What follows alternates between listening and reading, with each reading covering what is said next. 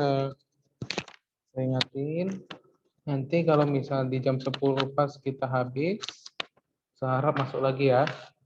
Oke, bagi Florencia. Oke, nah kita lanjut topik kita nih tentang perangkat keras input. Nah, oke. Sekalian sebelum kita masuk ke topik nih, saya mau bertanya nih. Ada yang masih belum ngumpul tugas ya, benar ya? Masih ada yang belum ngumpul tugas. Oke. Ini saya apain? Oke.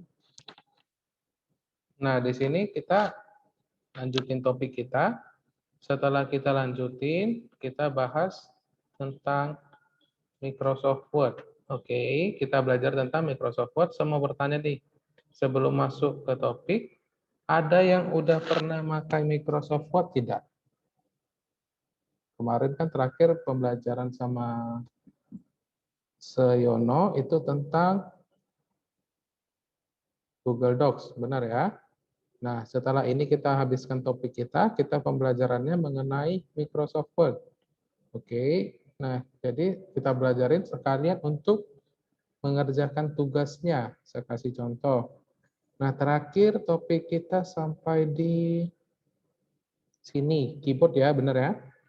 Kita terakhir sampai di keyboard, kemudian tugasnya itu adalah memilih jenis-jenis keyboard ini. Oke. Jenis-jenis keyboard ini pilih minimal 4. Benar ya, pilih minimal 4. Buat gambar dan buat penjelasannya. Kemudian buat serapi mungkin dan semenarik mungkin. Oke, benar ya? Nah, nanti saya tunjukin ada tugas temennya yang bagus. Oke, tapi dari kelas 7A. Oke, saya di sini udah periksa nilainya. Ini aku udah selesai. Oke. Memang semua udah saya periksa, tapi ada beberapa yang masih belum ngerjain. Oke, dari kelas 7C saya rasa ada 12 orang itu yang masih baru ngumpul. Oke, semalam saya periksa, tapi nggak tahu hari ini, mana tahu ada yang nambah ya. Oke, jadi tugasnya itu adalah seperti begini. Saya ulangin lagi. Pilih jenis keyboard mana yang mau diapain. Oke. Kemudian buat gambarnya, kemudian buat penjelasannya, dan buat semenarik dan sebagus mungkin. Oke, nah seperti begitu. Nah, di bagian keyboard ini saya lewatin. Kenapa saya lewatin? Karena tugasnya itu adalah mengenai si keyboardnya. Oke, kemudian kita masuk ke bagian touchpad atau touchpad. Oke. Nah, touchpad. Oke, di sini ada salah pengetikan. Perangkat. Oke. Perangkat. Oke. Sebelumnya saya sore matiin kamera gara-gara saya pakai hotspot sendiri ya, biar jaringannya tidak nge-lag juga kita ya. Oke, saya lanjut. Touchpad adalah perangkat masukan lain yang tidak boleh terlewat adalah touchpad. Perangkat yang satu ini juga sering disebut sebagai bantalan sentuh. Oke, kenapa disebut bantalan? Karena dia empuk. Oke. Oke, karena dia empuk dan bisa disentuh. Kalau dia misalnya keras, maka kita tidak bisa menyentuhnya untuk bisa klik kiri atau klik kanan. Oke. Biasanya bantalan sentuh terletak di bagian paling depan sebelum keyboard pada sebuah laptop. Nah, ini ya, dia bagian depan sebelum keyboard dan laptopnya itu atau layarnya. Berbagai pemutar media portable, PDA, serta laptop dan komputer kebanyakan memiliki perangkat masukan yang satu ini. Nah, terkhusus untuk laptop, semuanya mempunyai yang namanya touchpad atau bantalan sentuhnya. Oke.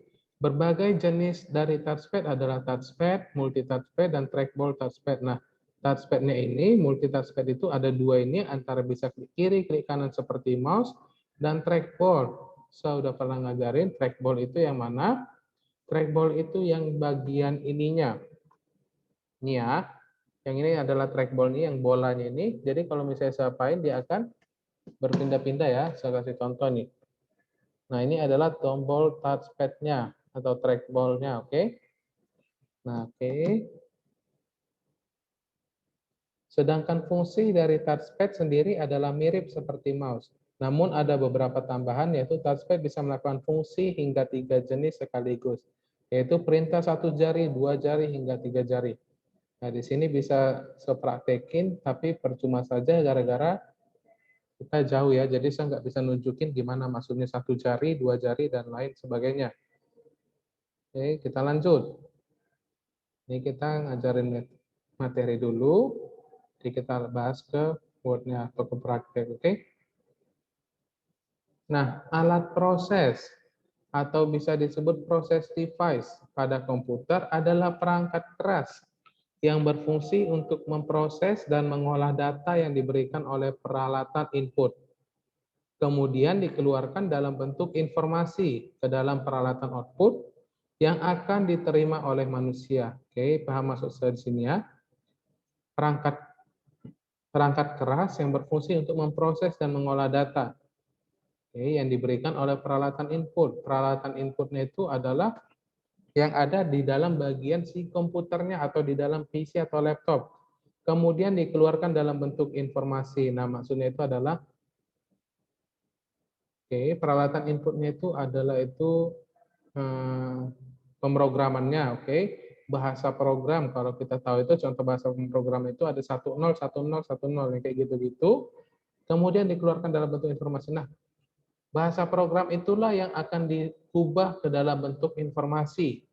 Kemudian diubah juga ke dalam si output-nya, sehingga bisa diterima oleh manusia. Contohnya itu gimana, Sir? Nah, contohnya itu dari si 1010 itu, oke, dari si 1010 itu, dia akan diubah ke dalam layar. Nah, jadi layarnya itu seperti begini, yang akan ditampilkan oleh manusia, dan output-nya itu adalah si layar PC kita atau si monitor kita, seperti begitu ya.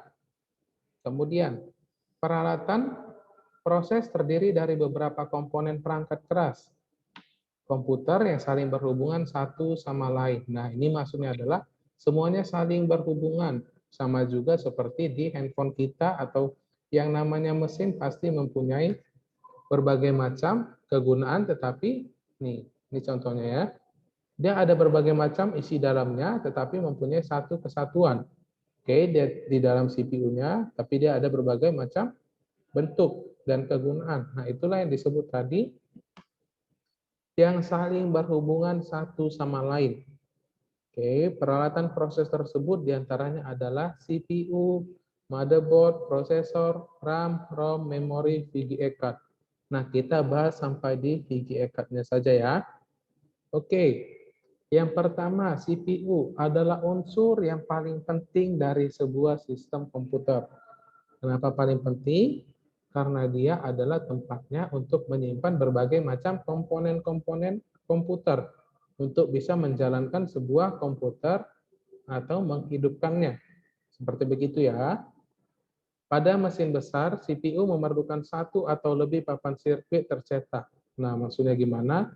Ada dia satu mesin seperti begini, dia harus memiliki banyak mesinnya atau berbagai bentuk untuk bisa menjalankan si komputer yang besarnya. Oke. Dan sedangkan pada komputer pribadi atau workshop kecil, CPU ditempatkan dalam sebuah chip tunggal yang disebut mikroprosesor. Oke. Kalau ada yang mau ditanyain, tanya saja, oke, sama saya.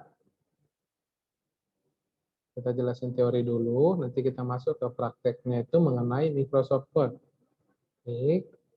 Jadi nanti kalau untuk di ujian semester, pilgannya itu tentang Microsoft Word, sedangkan isian esainya nanti secampur dengan materi-materi yang sudah sebuat sebelumnya, oke? Yang ini ya. Kita lanjut ya.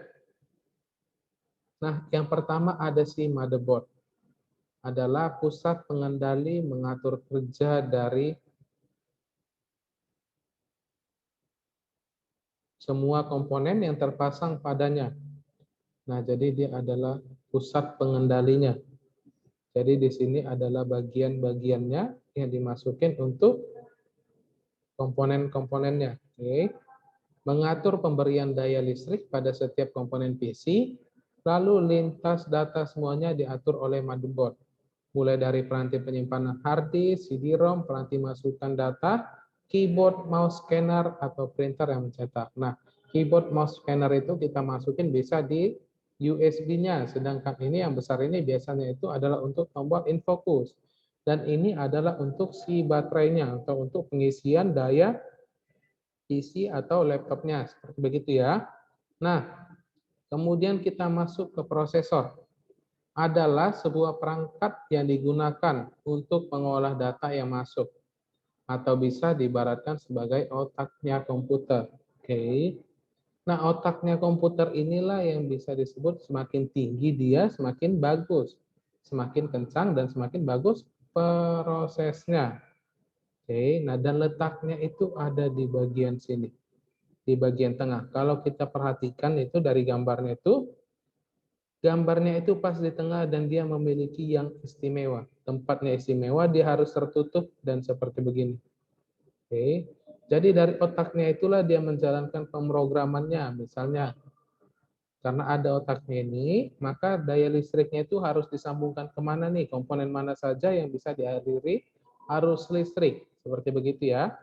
Jadi di bagian Intel ini Core i9 masuk ke bagian sini. Nah, Core i9 ini maksudnya adalah ini adalah tipe tertingginya. Dan maksudnya ini 8 adalah tahun generasi ke-8. Oke, seperti contohnya kalau misalnya ini ada 8, biasanya itu pada tahun 2018.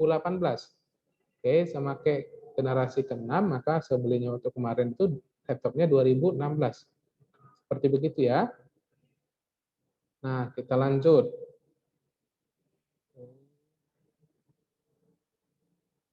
Oke, RAM adalah memori penyimpanan sementara yang bersifat acak. Biasanya disebut juga memori kerja. Tadi waktu di kelas 7 saya mau bertanya nih, RAM itu artinya apa? Tapi karena di kelas 7AB saya sudah buat, arti kepanjangan RAM itu adalah Random Access Memory. Oke. Adalah memori penyimpanan sementara yang bersifat acak, biasanya disebut juga dengan memori kerja. Nah, saya baca dulu nanti saya jelasin. Pada memori ini karena disimpan sementara atau volatil, maka apabila komputer tidak mendapatkan daya, maka data yang disimpan pada memori akan hilang. Nah, di sini saya aktifin kamera lagi, saya kasih contohnya seperti begini. Saya buka dulu nih. Oke. Nah, contohnya itu adalah seperti begini. Perhatikan saja. Ketika Oke. Ini layar handphone saya ini hidup. Oke. Nah, fungsi RAM itu adalah seperti begini. Ketika saya ada membuka beberapa aplikasi, oke, inilah yang kegunaannya si RAM-nya. Oke. Ketika daya arus listriknya itu ada, maka RAM-nya ini berfungsi. Oke. Nah, maksudnya itu ketika saya membuka Instagram, contohnya Instagram, maka dia akan tetap muncul di Instagram-nya. Kalau saya buka di kamera atau Play Store, maka dia akan ke Play Store-nya. Ini adalah fungsi si RAM-nya. Tetapi kalau misalnya jaringan arus listriknya itu hilang, maka aplikasi yang sudah saya buka ini akan hilang juga. Hilang artian dari tempat penyimpanan si ininya. Oke. Paham maksud saya? Nah, jadi kalau misalnya handphone saya ini mati, maka aplikasi yang sudah dibuka akan ditutup. Bukan maksudnya aplikasinya yang hilang atau data-datanya yang hilang. Seperti begitu. Kalau ada yang mau bertanya, silakan bertanya. Saya sudah bilang ya. Sedangkan ROM, nih, read only memory, nih ya, adalah yang hanya dapat dibaca. ROM dapat dibaca, tapi tidak dapat diperbaharui. Biasanya ROM dipakai untuk menyebutkan bagian-bagian elektronik tertentu dalam suatu komputer.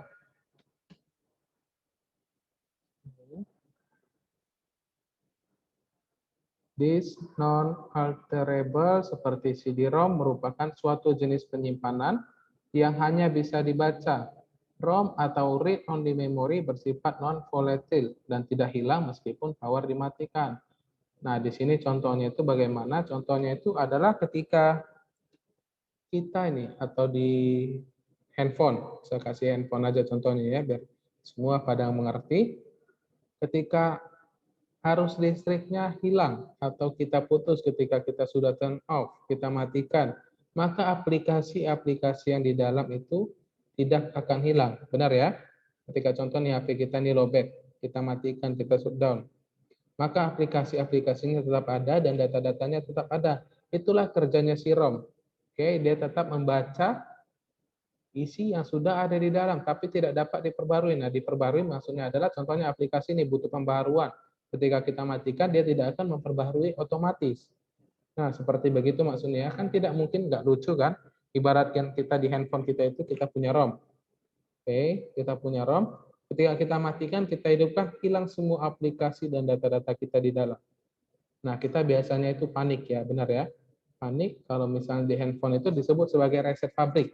Dia akan kembali ke pabrikannya seperti bagaimana dan aplikasi data-data kita akan hilang.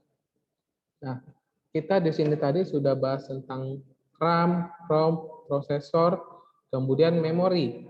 Oke, ini adalah hal yang biasa. Adalah sebuah alat yang digunakan untuk menyimpan data sementara saja. Memori merupakan bagian dari komputer yang berfungsi sebagai tempat penyimpanan informasi yang harus diatur dan dijaga sebaik-baiknya. Nah, di sini kenapa datanya hanya bersifat sementara? Ya karena bisa kita hapus ketika filenya itu tidak kita pakai lagi. Oke, benar ya? Itulah makanya disebut sementara. Nah, saya mau bertanya di sini nih. Ketika kita membeli sebuah handphone atau smartphone, oke, yang biasanya kita lihat itu apa? Spek-speknya apa? Spesifikasi yang bisa kita buat itu apa? Yang kita cari, ayo, coba dijawab dulu nih. Biasanya ketika kita membeli sebuah handphone atau sebuah barang elektronik, apa yang biasa kita lihat? Coba buat di chat. Oke, RAM. Kemudian ada apa tuh? Saya rasa ada 4. Ayo, ada lagi yang bisa menjawab? RAM, kemudian apa lagi nih? Kamera, kemudian masih 2. Apalagi? RAM, kamera, ayo. Yang biasa kita lihat ketika kita membeli sebuah produk smartphone. Selain RAM, kamera, apalagi nih yang biasa? Memori atau bisa disebut penyimpanan. Satu lagi. Saya rasa cuma ada 4 tuh yang biasa kita lihat. Ayo. Masa tidak tahu apa itu? RAM, kamera, memori, kemudian satu lagi. Ada yang tahu? Kalau tersebut itu adalah baterai. Semua pernah apa ya? Setuju ya? Jadi dari keempat itulah yang biasa kita lihat dari sebuah produk smartphone atau barang elektronik. Oke, atau laptop kita biasa melihat RAM-nya bagaimana. Semakin besar RAM-nya, maka semakin besar tingkat prosesornya. Jadi ketika kita membuka beberapa aplikasi pun, aplikasi itu tidak akan merestart. Oke, merestart maksudnya adalah tidak akan kembali seperti awal. Nah, oke. Nah, jadi tugas siramnya itu adalah tadi seperti begitu. Oke, di sini saya tambahin. Yang biasa kita lihat itu adalah satu RAM, kemudian kamera, kemudian memori, dan baterai. Oke. Nah, ini adalah, oke, sebutnya ke Karenda doang nih. Oke, ini adalah ke everyone. Nah, ini yang biasa kita lihat untuk membeli sebuah handphone. Oke. Nah, kita lanjut ya. Benar nggak yang saya bilang? Atau ada lagi tambahan yang biasanya kita lihat untuk membeli sebuah handphone atau apa lagi nih? Biasanya cuma ada 4 itu ya. Sama kemudian pengecokannya ya, benar ya, arus listriknya itu biasanya berapa watt nih. Tapi kan kita ini lagi belajar tentang komputer, bukan tentang elektronika ya. Oke, kita lanjut. Memori sudah, RAM-ROM sudah, kemudian di VGA card-nya. Oke, adalah untuk mengolah data grafis dan ditampilkan di layar monitor VGA. Juga memiliki prosesor yang dinamakan GPU, Graphic Processing Unit, dan membutuhkan memori juga. Nah, kegunaan si teman inilah, kegunaan si kawan inilah yang memunculkan grafiknya. Oke, dialah yang memunculkan grafiknya. Jadi ibaratkan di sini tadi, nah, di mana tadi ya saya bilang, kalau bahasa pemrogramannya itulah, nah dari bahasa pemrograman itulah tadi yang 1010, maka dia akan dibuat di sini. Dari bahasa pemrograman itulah akan muncul yang namanya grafik yang bisa kita lihat di layar handphone kita sekarang. Contohnya Zoom itu. Nah, di setiap handphone pun ada yang namanya VGA card. Nah, dialah yang akan mentransfer, atau mengubah dari bahasa pemrograman ke dalam bentuk sebuah layar yang bisa kita lihat sekarang. Nah, contoh yang terakhir adalah card. Adalah kartu yang dipasang pada mainboard sebagai alat penghubung komputer dalam suatu jaringan network. Pengertian Ethernet merupakan jenis skenario perkabelan dan pemrosesan sinyal untuk data jaringan. Nah, di sini biasanya ada di CPU-nya paling belakang nih.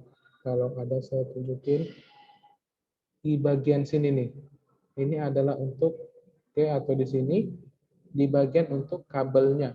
Nah, di sini saya mau bertanya nih, di antara memakai LAN ini dengan WiFi, mana yang paling bagus? Ayo, LAN ini memakai kabel, itu sama-sama dia untuk menggunakan internet atau WiFi. Dari di sini ada 25 orang.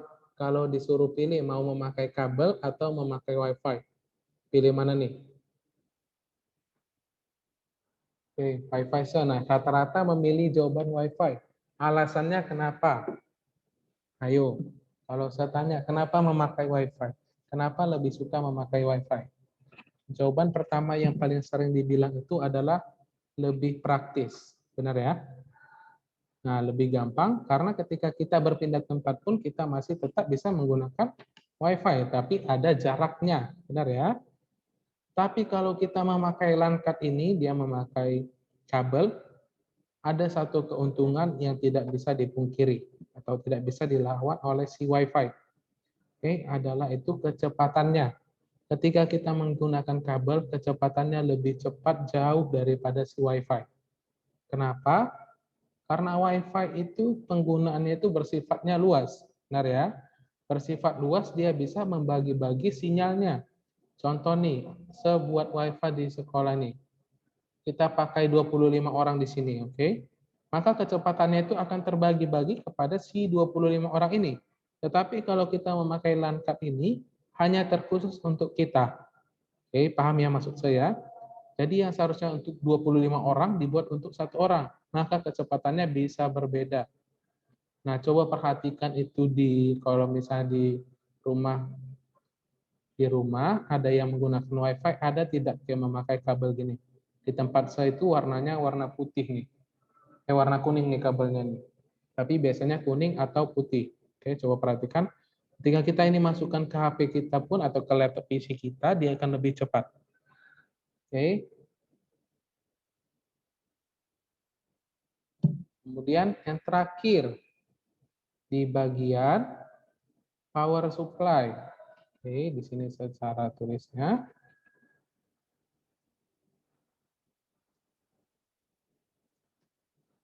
Oke.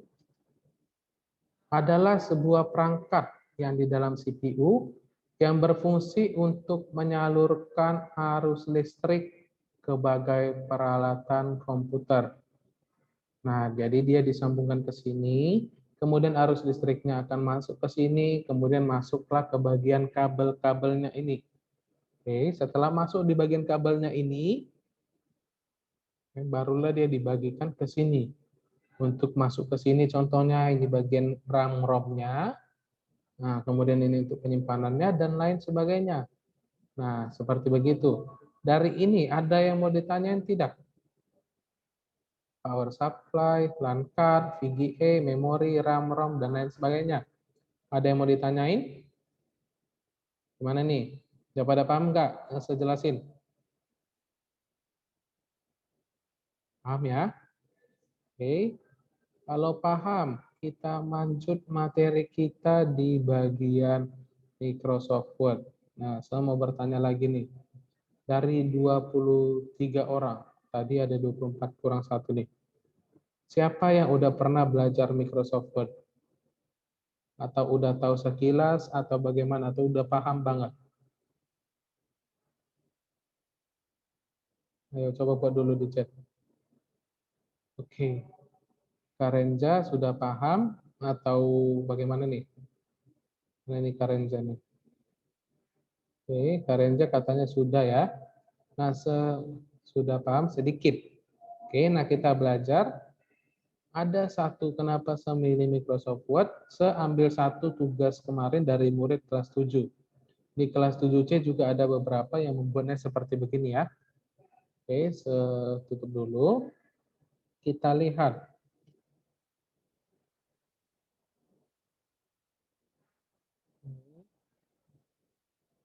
Ya. Nah, ini. Perhatikan. Nah, seambil makalahnya atau tugasnya itu dari temannya yang kelas 7A. Lihat, dia membuatnya seperti begini. Ada yang namanya bordernya, jenis-jenis keyboardnya, dan seperti begini. Oke. Sepilih ini, menurut saya kalau bisa ini yang paling bagus ya. Saya nyuruh 4, dia buat semuanya. Nah, kita belajar dari sini dulu. Ini kita belajar di awalnya itu tentang, ini ya, saya salah ya.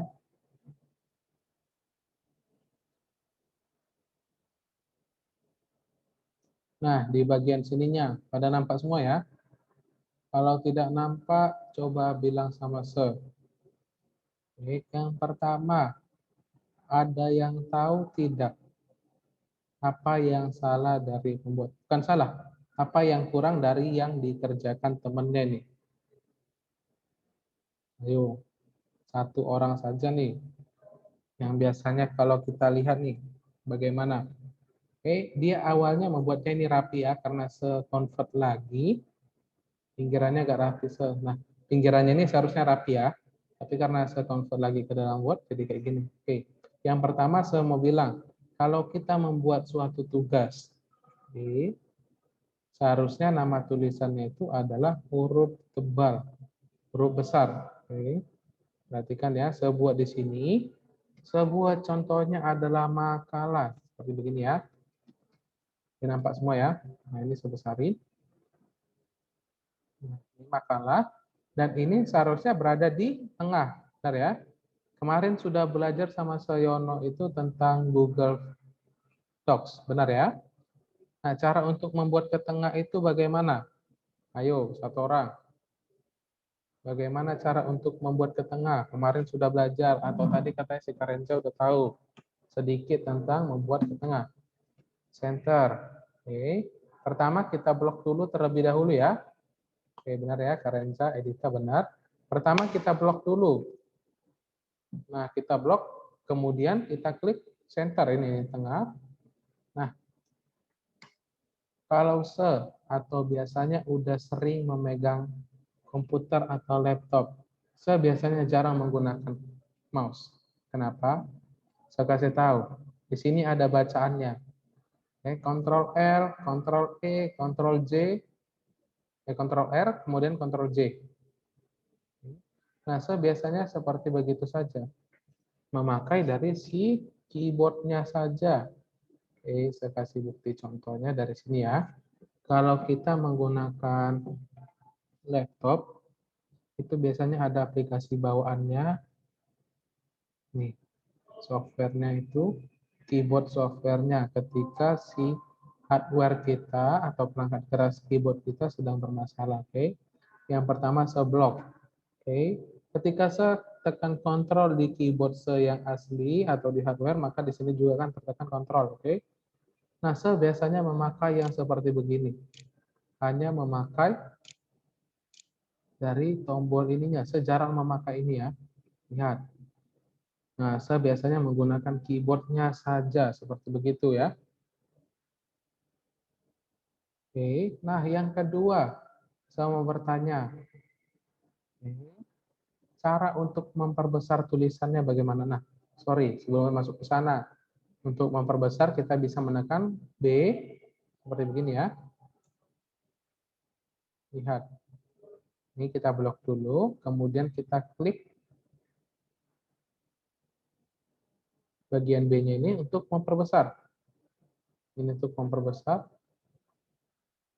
Oke, saya salah klik rupanya ininya punya kita. Oke, ini untuk mempertebal, membuat miring, dan membuat garis bawah. Oke, sampai situ paham semua ya? Nah, seulangin, sejarang menggunakan mouse. Biasanya Ctrl B, Ctrl, kemudian B. Saya pakai mouse ini sebagai contoh ya, ini Ctrl B. Nah, dia sama aja untuk memperbesar, mempertebal. Kemudian Ctrl I untuk membuat miring, Ctrl U untuk membuat garis bawah. Nah, saya mau bertanya nih, ini mungkin di sini tidak ada yang tahu. Kalau untuk memperbesar ukuran font, itu biasa bagaimana? Untuk memperbesar ukuran font, apa yang diklik? Ayo.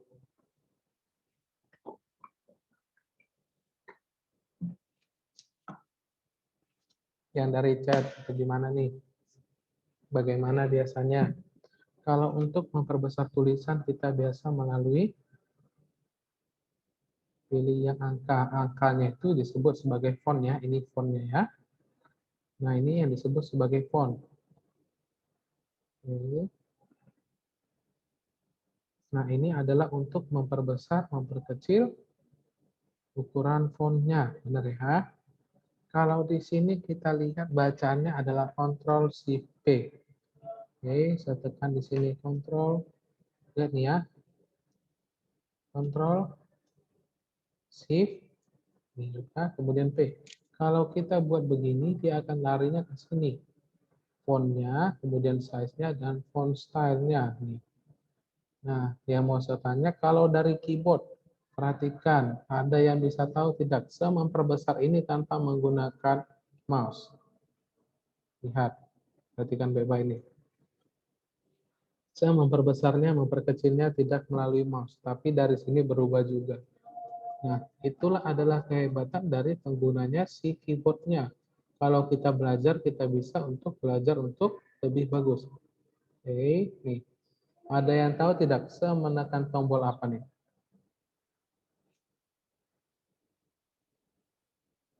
Ayo, ada yang tahu?